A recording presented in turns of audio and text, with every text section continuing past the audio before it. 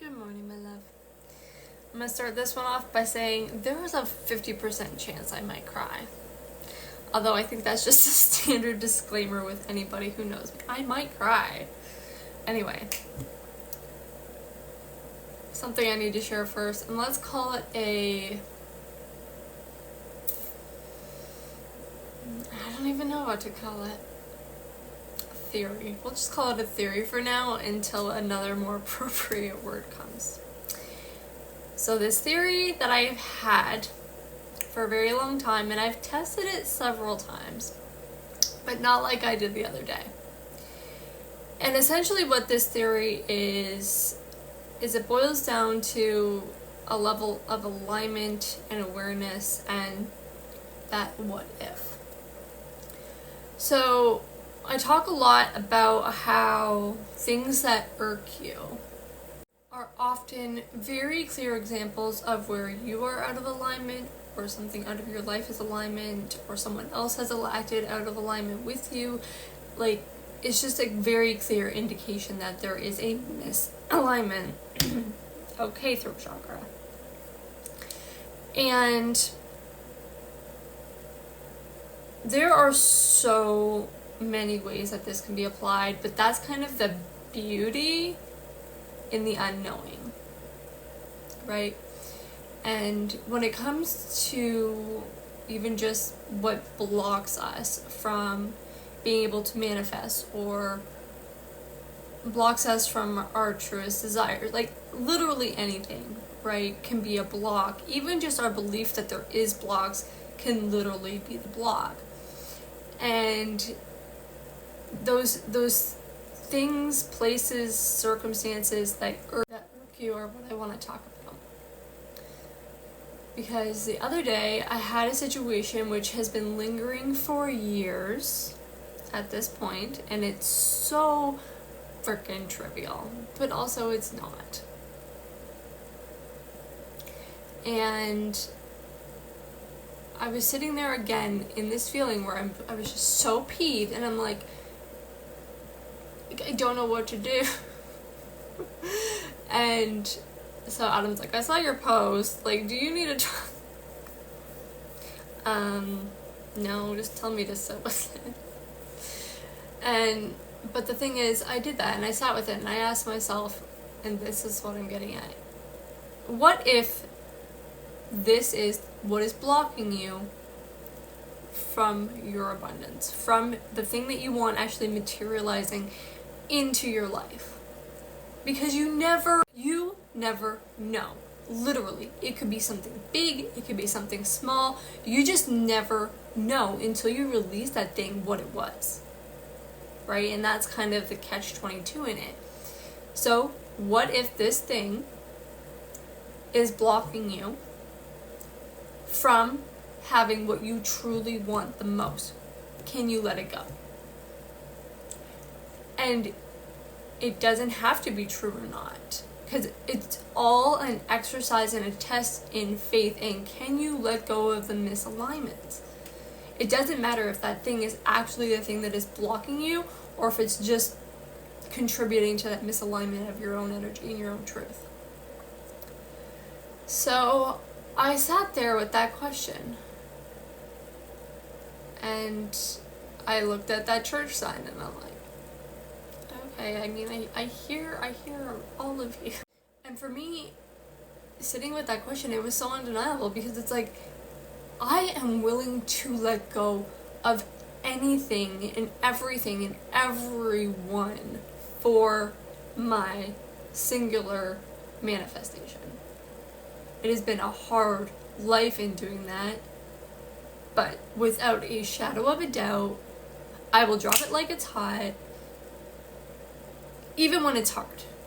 And yes, there's still some of that, right? It's hard. There's a lot of energy. There's a lot of repercussions. There's a lot of those what ifs on the negative side. But I've been through this enough times that I have that faith that whatever I lose, that energy has to go somewhere. And so I did the thing, right? And when I woke up the next morning, which which was what, like yesterday, the amount of energy that was available, it felt like this big, massive void, but not a negative void. It just felt like the energy was so free, so expansive, so flowing, so fresh. And I was just like, oh my God. Like, I would have never thought that that would have been the thing. Like, still, like, it does not make sense. I am more than willing to accept that it is. And then as the day went by, it got more and more apparent. I did the reading and I was like, holy shit, this is massive energy. Then the day continued to go back on and I saw 3D evidence from my masculine and I was just like, God damn it, this is real. Because the thing is, once you see 3D tangible evidence, you know beyond a shadow of a doubt that it is materializing. When you see movement, power, and embodiment in the masculine,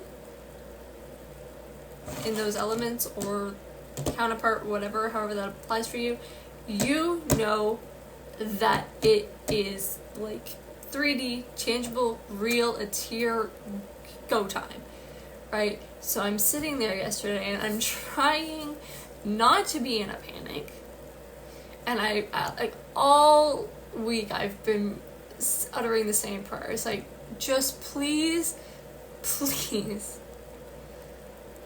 give me this moment that I avoided so long. Because I know everything is about to change. I know that. I am ready for it. But please let me be present here and appreciate how far I've come. And everything I had to sacrifice to get here. Thank you for the 3D evidence, but oh my God, this is so fucking real. Because I now see my masculine being called back out in service to his own community, and it's like the energy is so undeniable, and it's like that means my shit's about to get kicked up a notch. But I am so proud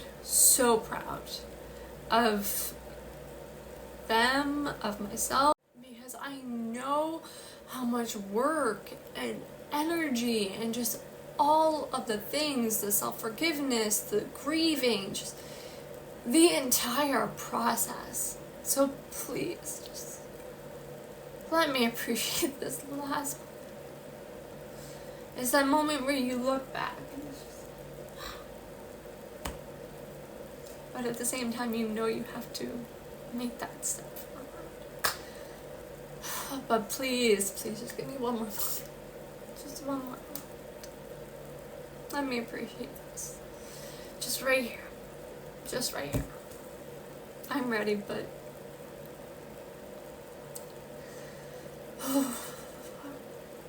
just let me appreciate it. So, the lesson, what if whatever you're fighting, whatever's being presented to you, whatever's irking, all of it, what if, in any given situation, what if that is the thing that is holding you back from what you truly desire, from what you're trying to manifest, from whatever it is? Can you let it go? Are you willing to let it go? Is it worth it? Can you live with yourself not letting it go and knowing that that might be what's holding you back? The answer becomes undeniably clear when you ask that question. So, let's find out what is going on in the collective. I want to start with messages from my original deck. Alright.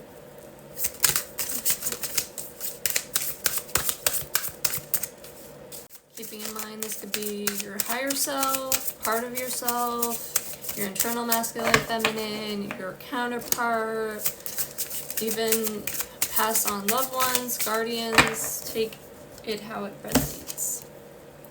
I haven't been feeling myself lately. I have so many questions. Say something. There's a song coming in with that now. I know we need to talk this out. I see why I was called to use this deck. I want to sing the song. What is the song? Say something, I'm giving up on you. I don't know. Go look it up. Say something, I'm giving up on you. Alright. What do we need to know about what is going on here? Are we ready for it?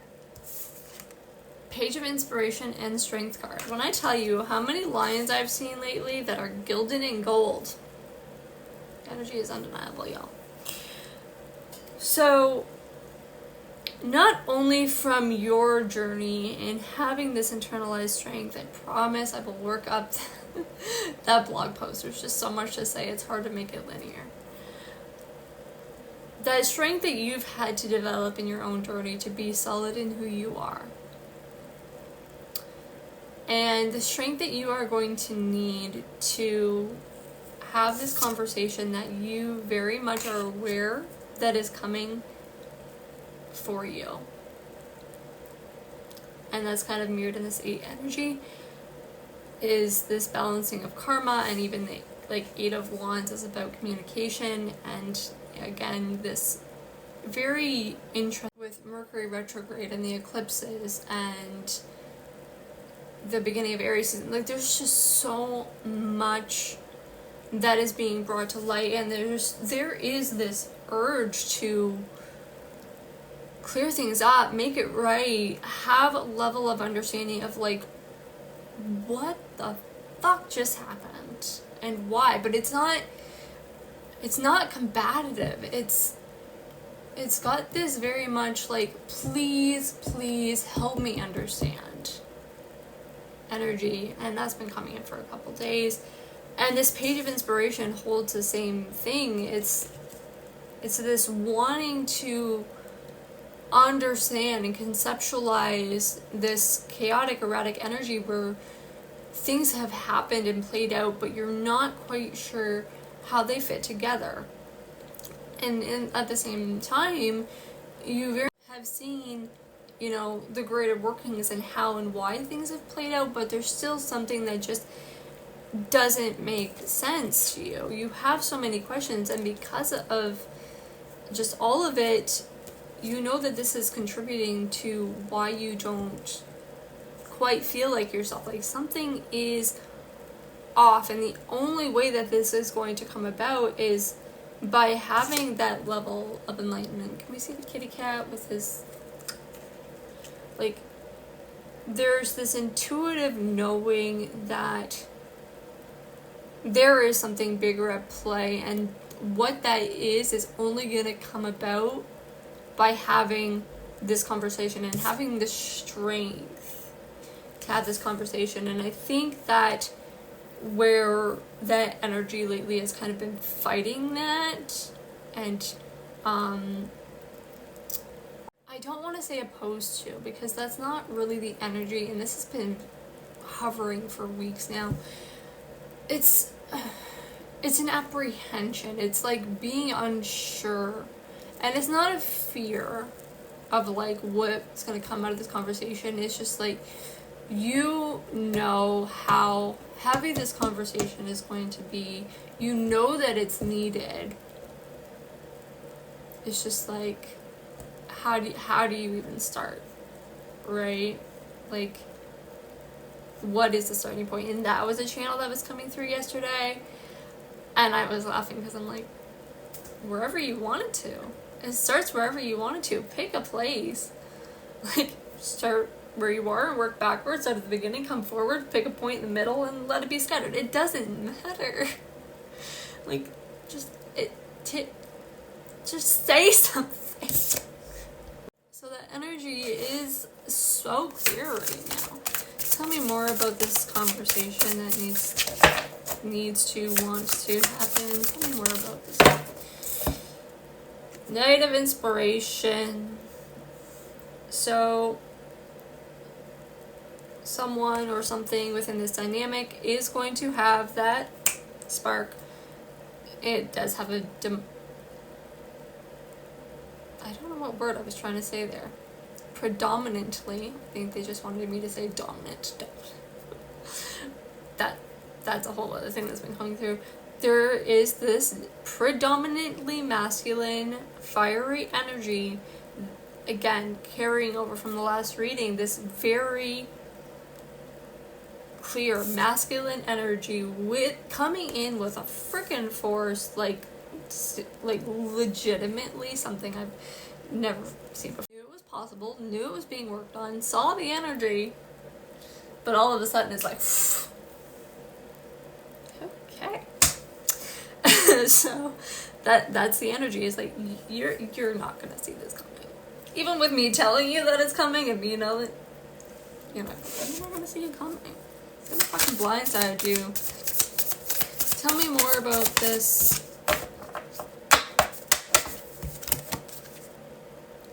Communication is going to be around what those self-sabotaging behaviors have been, what has contributed to the discord, the disharmony, the misalignments, the having to cycle through this, the lessons that it's literally all about the lessons that have been learned and the forward momentum that is coming about because of this process. That's freaking beautiful. Can we leave it here? Because that's energy we want to see. That's energy we want to see. Alright. What has brought forth this very rapid action? 6 of emotions. So 2 messages here with that massive inner child healing that has undergone. Having stepped outside of it and having an understanding of one's own patterns and belief systems and how they operate, and just that deeper, greater awareness of self, as well as the awareness of this bond and the soul connection that it holds. The desire to bring in a lighter, more playful energy, and with that emotive side of things that generally looks like it's been lacking here, because that's the first time we have emotion coming out here. So it's bringing this into a very free flow state, very light, easy, breezy, and it holds with it a very powerful sense of renewal. Tell me more. Okay. Use of voices. I don't know why I want to sing all of a sudden. There's nothing to even sing. We're not going to talk about that.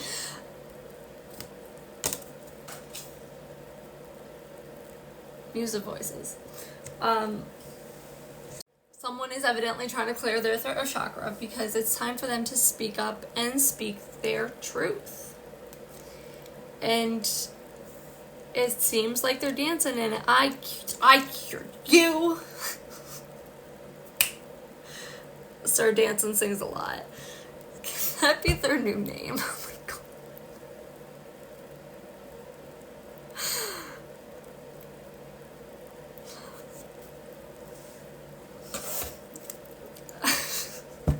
I'm not gonna be.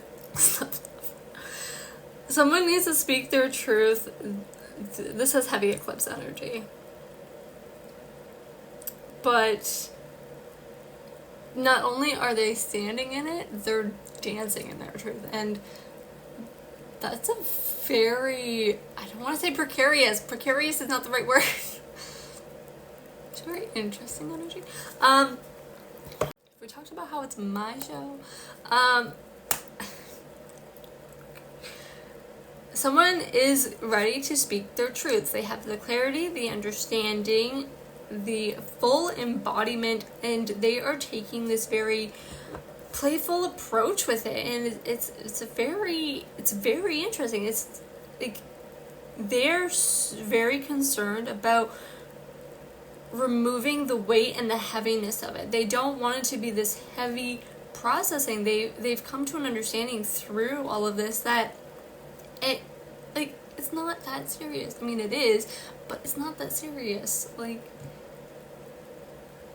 there's a way to bring harmony into it, and like, I don't know why I'm hearing choreography now, but it's like those steps and taking something that's rigid and giving it flow and movement, and that's just a really interesting analogy.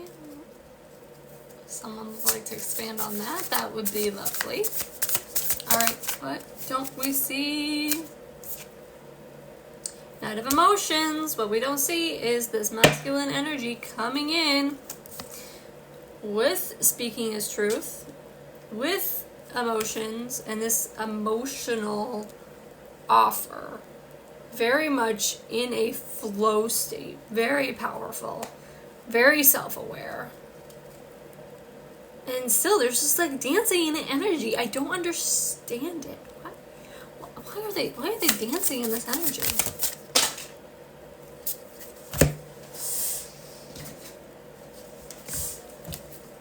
Hanged Muse and Four of Inspirations, because they have gotten the clarity and perspective of what it is that they want, how they want to see that come about, how they want to materialize it, how they want to be in this celebratory energy. I don't know why I'm now hearing about King David dancing naked in the streets. Which, that story is about reclamation of Jerusalem. So this masculine energy is just something I have not seen before. It's so lighthearted, it's so joyful, so free-flowing. Like this heavy community and family and celebration and service, and just the amount of clarity and direction and enlightenment that is sitting on this table. Like wait for it. Like, there's nothing more I can say. Like, you just have to wait for it. Like, they're gonna express it. There's nothing I can really say except for the fact that their approach in this is going to be in the forward momentum. They don't want to deconstruct what has happened. They much more want to say, this is a lesson, this is how I'm moving forward, and I fucking love that energy. Like, yes, please, like, we do not need to do a post-fucking mortem. I think everybody knows what happened, right? So,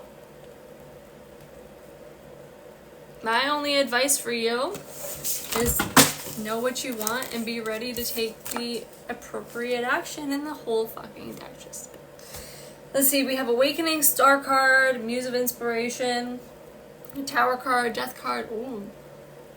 It's coming in fast and it's bringing changes. I don't know what more to tell you. I guess just stay true to you. Know what's in your heart and soul. Be aware of your own lessons and patterns. Take a deep breath. Remember to lead with grace and understanding. And listen to understand rather than to be understood. Because everybody is battling something. You don't know the whole story, even if you think you know the whole story.